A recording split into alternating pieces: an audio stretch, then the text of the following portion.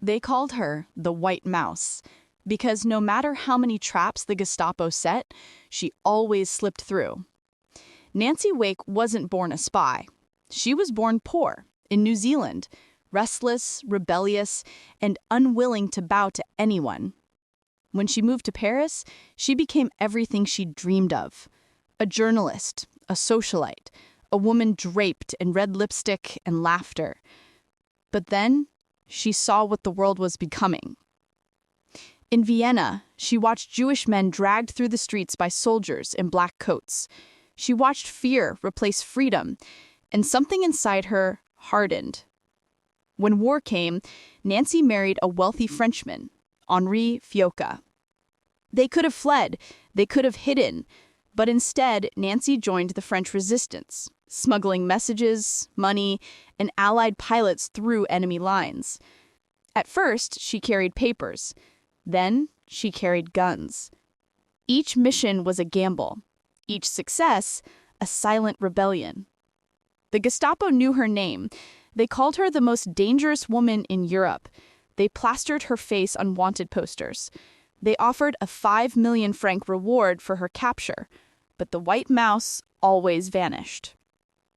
In 1943, when her network was betrayed, she fled across the frozen Pyrenees into Spain. For days, she walked through snow and hunger, chased by Nazi patrols. When she finally reached England, she joined the British Special Operations Executive, trained in espionage, sabotage, and silent killing. And then, she parachuted back into France.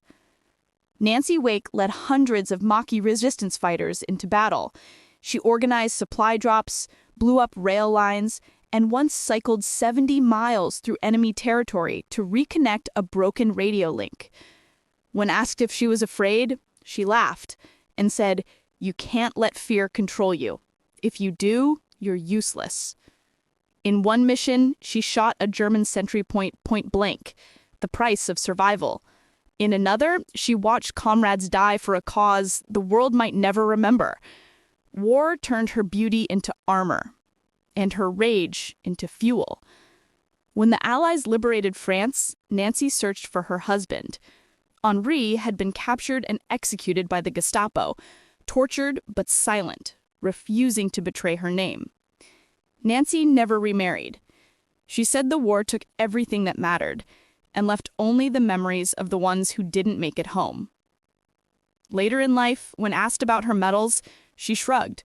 She said, "I hate war, but I loved the men I fought beside."